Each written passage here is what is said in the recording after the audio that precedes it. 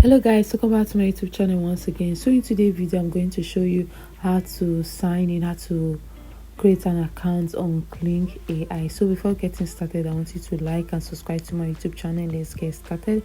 So what you have to do here, this is authorization. You have to go over to agree, which means you are going to their privacy and their policy. So let me go over to agree.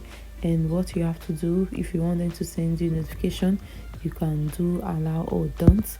And if you want Kling AI to track activity across other company and website, you can do over to allow. So let's go over to the sign in. So what you have to go is for you to go over to sign in for credit, and you have to choose the one which you want to go in, which is login with Google, login with Apple, or login with email. So let me go over to login with Google, and let me go over to continue.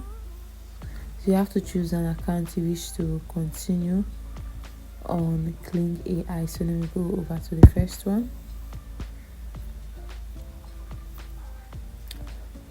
Okay, let me go over to continue. It's showing loading.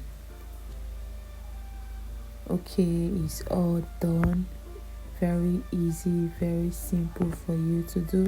Now you can be able to create a motion video, whichever video you want. You can be able to do it. Now we've signed in on it, you can be able to carry out which whatever you want to do here. You can create motion control video, image to video, text to video, avatar. You can see a lot of them here. So I have a credit here which is 66.00, which for signing in as a beginner. I think as time goes on, you have to pay for you to be able to use some of the features.